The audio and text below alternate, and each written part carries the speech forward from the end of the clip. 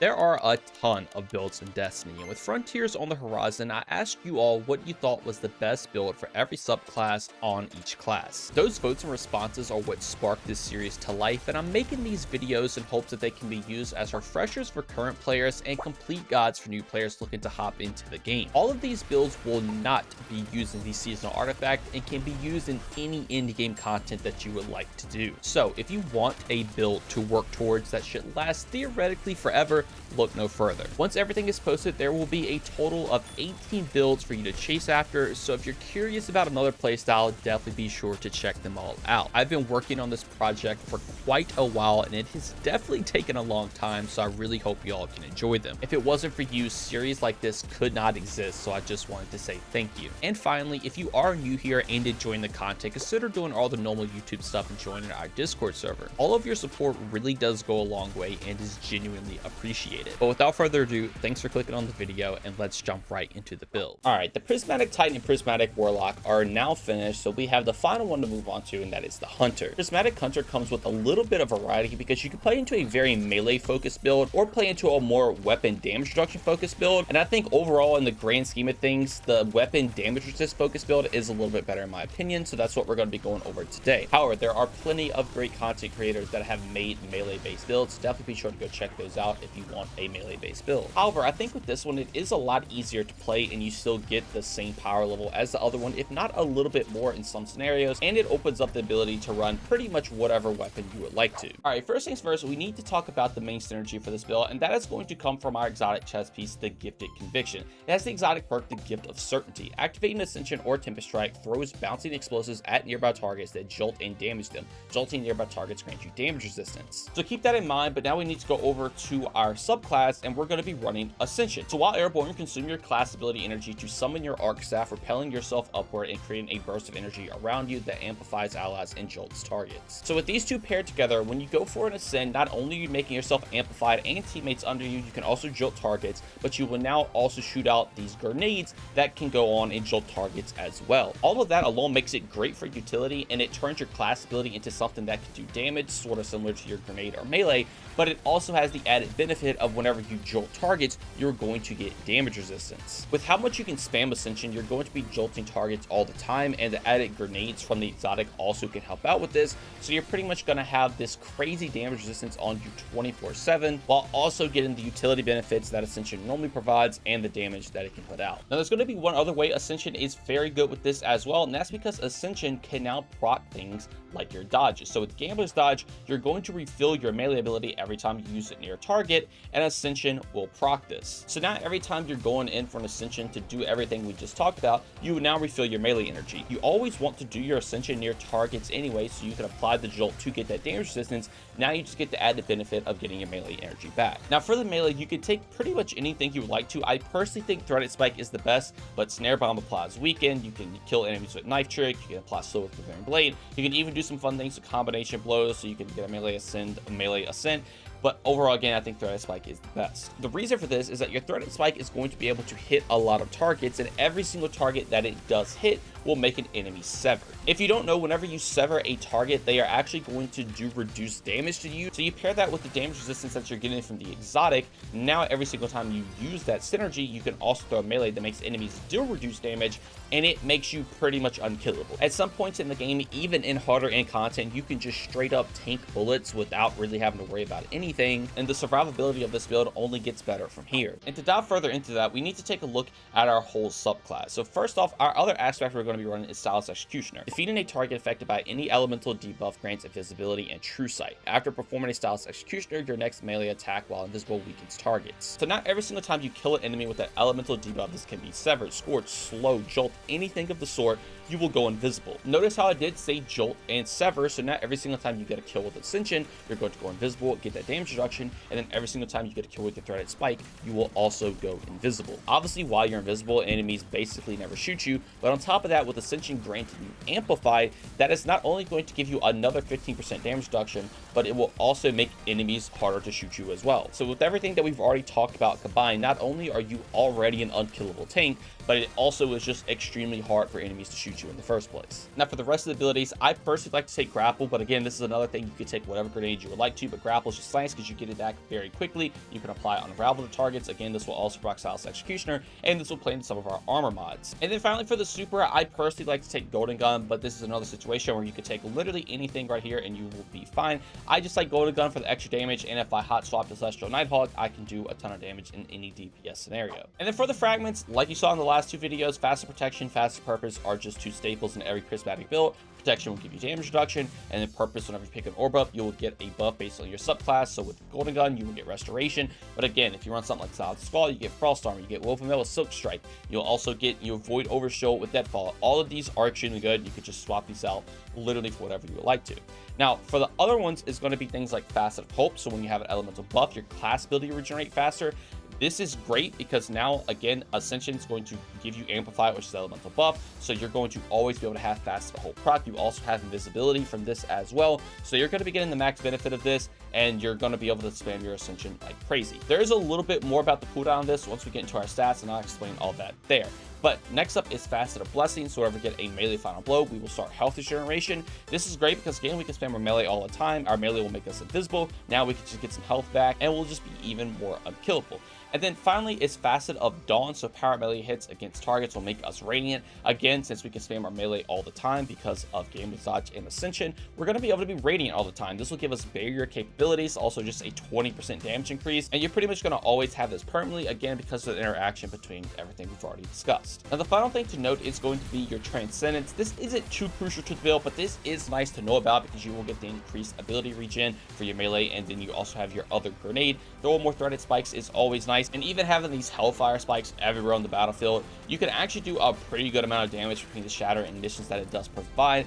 The only problem is they are a little difficult to use because they are like trip mine grenades, but if you just throw them on a target, that's totally fine. But it's kind of fun to play the little mini game of lining up where enemies are going to spawn, and it can do a pretty good amount of damage once you do good with it. But between Threaded Spike and your Ascension, that pretty much alone already is going to get your Transcendence built up extremely quick. But of course, any other thing that you have played into it will help out as well. Now for the weapons, this is the fun part of the build because I'm going to be honest, you can run pretty much anything you would like to, but there are some things that I do want to point out. So first things first, an extremely easy one to point out is that if you run something like Volt Shot, this is going to actually be able to jolt enemies, and this will apply with Gift of Conviction, so you can get damage resistance up with your exotic chest piece without even having to use Ascension.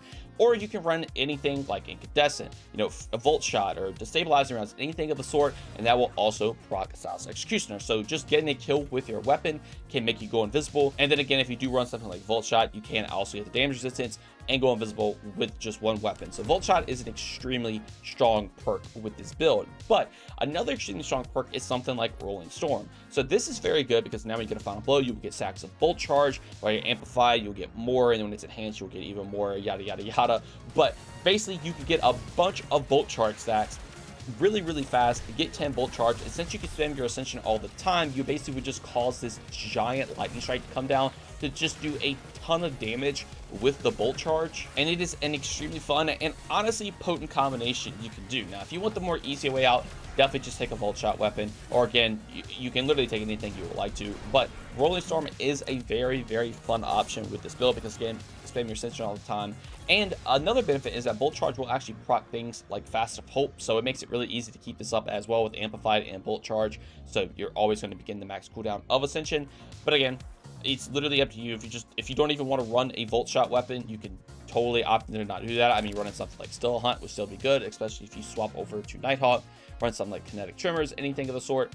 It's totally up to you, and that's kind of the beauty of this build because you can literally run whatever you like to, but there are some synergies to play into if you would like to further increase the potency of the build, but it's not going to increase it by, you know, an insane amount that you have to run it. They're more so just fun little interactions and synergies that you can do to make the build a little bit more fun, but it's definitely not a make or break or anything. Now for the stats, there is one thing we really need to talk about, but to get it out of the way, definitely take 100 Resilience to get 30% damage reduction. This will stack with everything else. 100 Discipline so you can get your grenade cooldown a lot faster. Again, you don't need to take Strength with this because you will have Gambler's Dodge to get your melee back, so opting to take more grenade energy is great. And again, I like to take grapple because you can just move around the map a lot faster. Again, you can apply unravel, all of that sort, but again, grenade's totally up to you.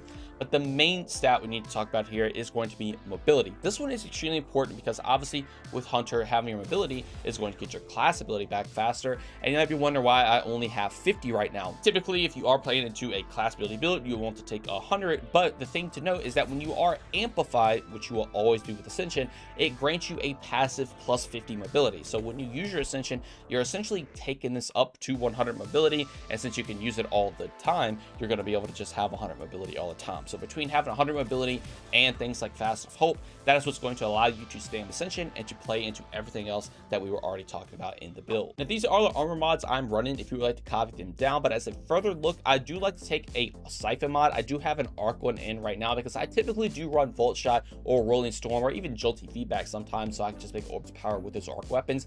But again, if you're not running an Arc weapon, you can swap this out for literally any other Siphon mod. I would just recommend having at least one Siphon mod. Now, I do like to take a heavy ammo finder because there's not a lot here that's going to work super well with this build. Having extra heavy is just always nice, but then I like to take a hands-on so I get bonus super energy on melee kills. Since you will spam your melee all the time, you're pretty much going to always proc this. And the reason I say the other mods don't matter too much because with something like Ash to Assets, you can just run hands-on for your grapple melee, so you're going to be getting energy back not only for your melee ability but also for your grapple, because it does technically count as a melee. It will proc the melee mod. And things like Dynamo do not work with Ascension just yet. Now, when Frontiers comes out, there's a possibility they might fix this, and Dynamo would be the best in-slot go-to option here. But as of right now, Dynamo and other mods like this for class ability do not work for some reason, except a couple. We'll talk about that later. But as of right now, this is pretty much going to be your best bet. But if Dynamo ever does get fixed, I would definitely recommend taking that.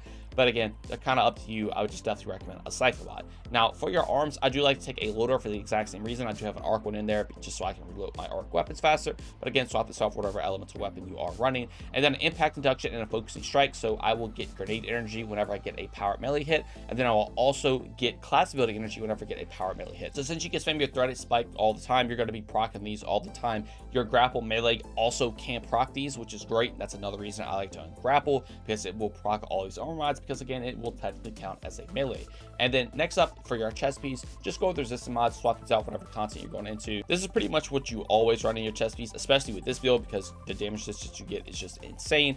And then next up for our boots, recuperation, so we get health back, we pick up an orb, innervation, so we get grenade energy back, we pick up an orb, and then absolution, so we get cooldown for everything when we pick up an orb. So recuperation is pretty self-explanatory. Again, the health back we pick up on orb is great. You can also pair that with purpose. So now with our golden gun, you get restoration, so you're going to get a chunk of health. You're going to start your health regeneration. But again, you can get void over shields, woven melt, anything of the sort. It's going to be very, very good. Next up, just innervation, so we get more grapple energy back when we pick an orb up. This is great. Again, you don't need to use your melee that much, so you don't really need to take something like invigoration here, because you're going to get your melee back all the time. So getting you more grenade energy back is great.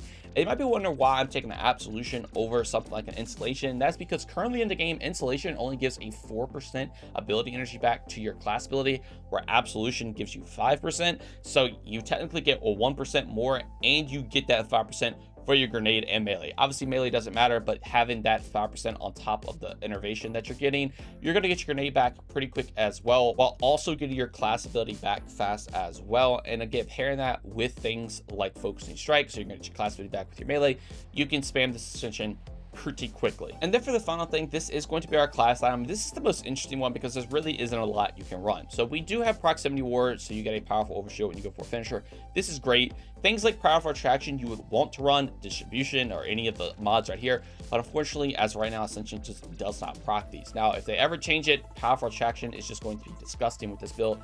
Definitely take that, but as of recording this, none of these really work, so you can't really take any of them. And then for the other mod, I like to take a helped finisher, but it is worth noting that utility kickstart actually is the one class ability mod that can work with Ascension. You will have to have one stack of armor charge for it to proc, and you would get a little bit of your class ability back when you use it. So if you strictly want to go on spamming Ascensions over and over, definitely take utility kickstart, but I'm going to be honest, you don't need it with the amount of energy that you get back already. So that's why I opted to take something like healthy finisher, because between proximity ward giving the overshield, this is giving the health. When you get out, you will also probably go invisible because you have some elemental debuff on an enemy. It makes it really, really easy for you to survive.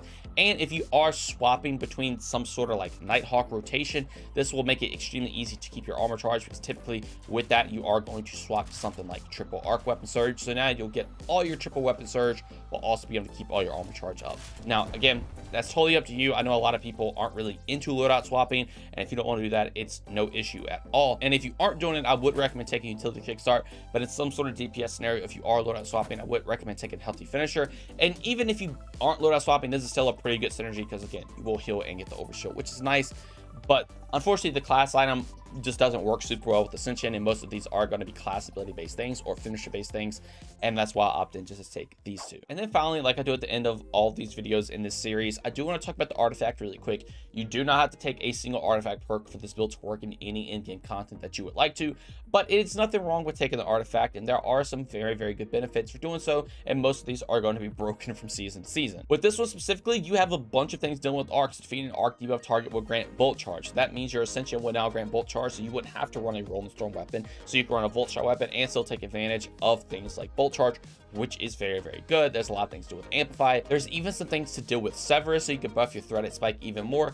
And as you can see, there's going to be some crazy things you can do with the artifacts, so always be sure to look over this and click on the ones that will synergize with the build, because again, there's nothing wrong with throwing the artifact, but just know that you can absolutely do anything in the game without the artifact with this setup. And then for the final part of the build, this is the Transmog I am running. Obviously, I went for a very prismatic western theme here. I think it turned out looking pretty cool. Obviously, it uses the same shader as my Titan and Warlock build. I wanted to go for a very similar look on each of the subclasses throughout this whole series. So again, with the arc, you'll see a very similar setup between that. But overall, I think this hunter did turn out looking very, very cool. And if you want to make it look like this, definitely be sure to copy it down. Anyway, so that's going to do it all for this build. This pretty much became my new go-to hunter build, and pretty much anything I do. In my opinion, it is one of the best in-game hunter builds in the game. It's extremely easy to play, it's extremely flexible, and it's also just a ton of fun to play around with. If you haven't checked out my Prismatic Titan and Warlock build, definitely be sure to check those out as well. And if Prismatic isn't your thing, I will have every other subclass coming up here very, very soon. But as always, if you were a veteran player, watch this all the way through. I truly appreciate it and hope you learn at least one thing new. And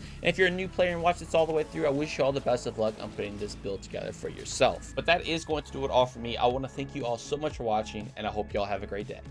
Peace.